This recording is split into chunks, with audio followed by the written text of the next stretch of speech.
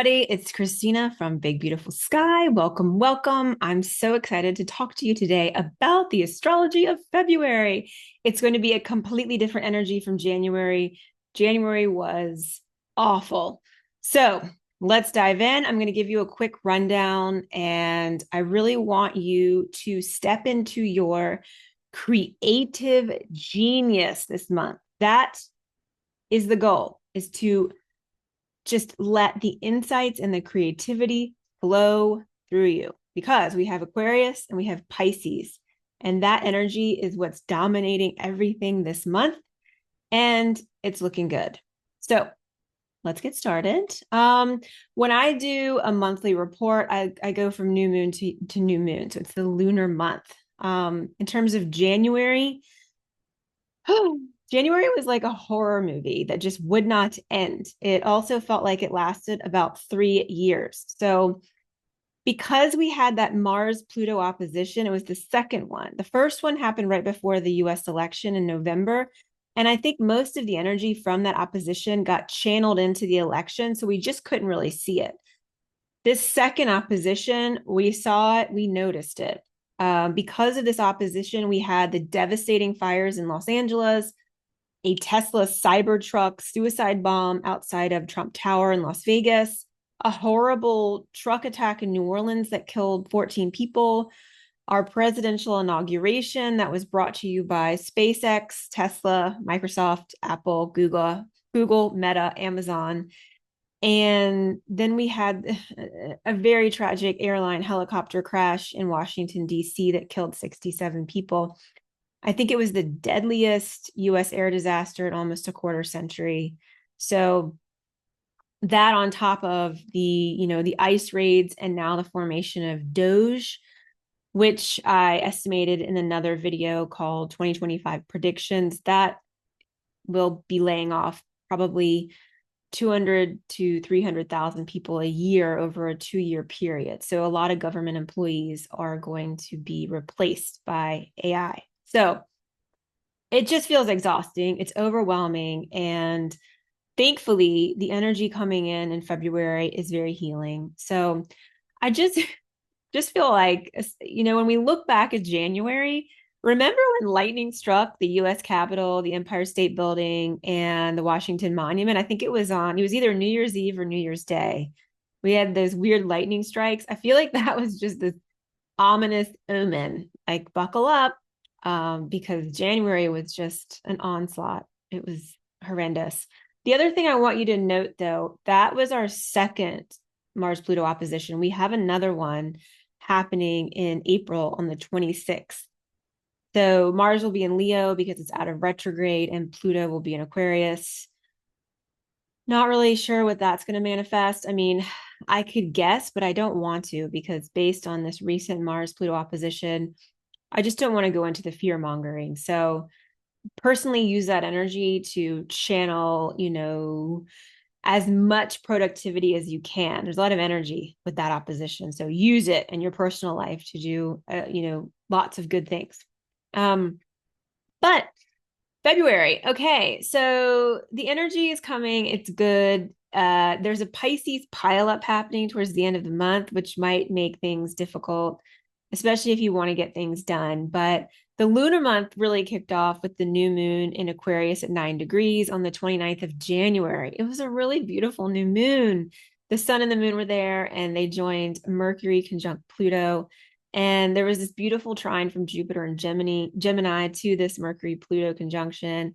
So it was just a lovely day. We also had Saturn, Venus, Neptune, and the North Node all in Pisces. So it's setting the tone for the month with this Aquarian and Pisces energy playing out. The good news is Uranus is finally direct in Taurus. That happened on January 30th, and it's making its way towards Gemini. That'll happen later in the year. But I think one of the things that I noticed with Uranus stationing direct was the DeepSeek and the stock market reaction to DeepSeek's release of R1, a much lighter version of, OpenAI's ChatGPT. So China's AI rattled the US stock market, and it was very disruptive. It was very innovative. It was very much Uranian. So that to me says that yes, Uranus is moving into Gemini. Tech will continue to just boom. And we're setting ourselves up for this battle between the US and China, certainly on the technology front. So now into February, we have so much energy incoming. Saturn is direct. Pluto is firmly in Aquarius. The nodes are in new signs of Pisces and Virgo. Uranus is direct, and now Jupiter is going direct on February 4th. So that's exciting. Now, on the 23rd, Mars also goes direct. It's been retrograde for a while, and we'll have all planets direct. But unlike previous years, so I think for the past 3 years, we had all planets direct for several months, which is extremely rare. It's why we've had so much rapid change and so much forward movement in such a short period of time. One of the reasons why. This year, we don't get that long. I think once Mars goes direct on the 23rd, Venus will station and go retrograde on the 1st of March. So we only have 7 days, but we have all these planets in Pisces. So there's not going to be as much forward momentum as perhaps we would like. So again, overall, the month is very Aquarian because the Sun, Mercury, Pluto are all in Aquarius.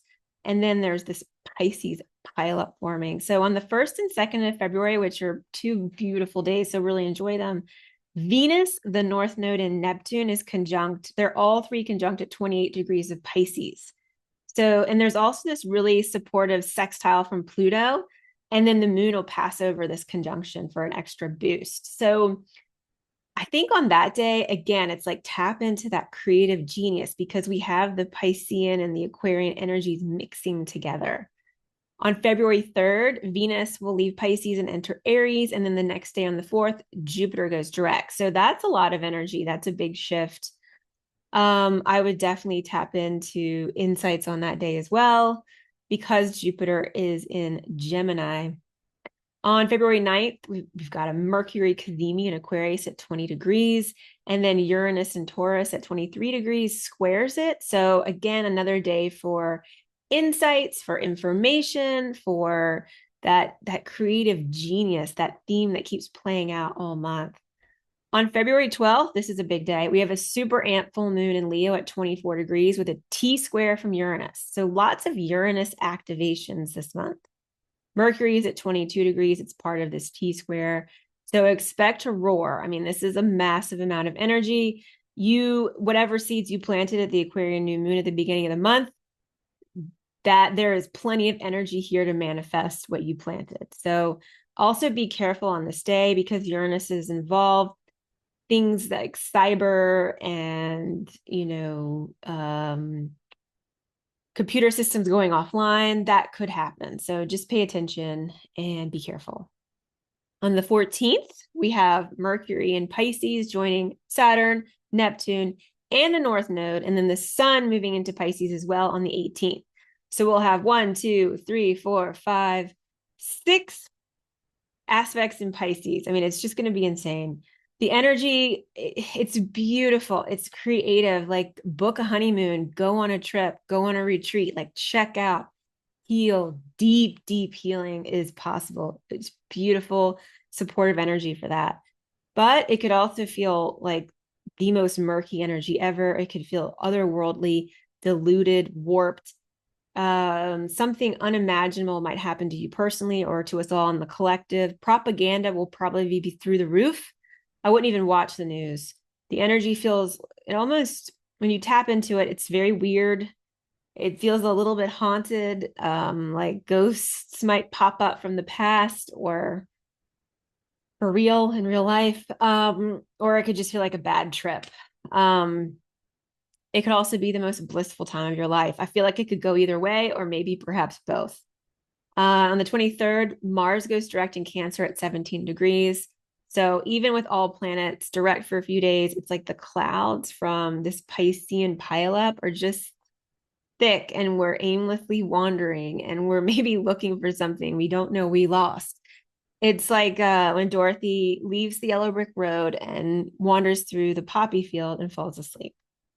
So there's all these planets in Pisces, and then the moon joins Pisces for the new moon at 9 degrees in February on the 27th. So it's just like, I don't know how we're gonna get anything done. It looks crazy, but enjoy it. Tap into that creative genius. Just beware that this blissed out Piscean energy is very much a rose-colored glasses kind of energy. You might meet people, or you might take on new pursuits, or enter into a new job, or start something new that feels really good. But once this energy dissipates, you realize it's the wrong thing. So just beware of the rose-colored glasses and the tendency to not really see the full picture. All this Piscean energy, especially with the North Node there, could also manifest chemical spills, poisoning, drowning, floods, extreme precipitation, love bombing, bad dates, alcoholism, drug overdoses, toxic relationship dynamics, and night terrors and nightmares. So it isn't all amazing and good. There's a downside to so much going on in Pisces. I would avoid boats and any sort of interactions with oceanic depth. I would just avoid that. I would opt for, psychoanalysis, deep healing, hypnosis, anything you can do to heal patterns and programs that have been long-standing problems and issues in your life. Also, again, great for honeymoons.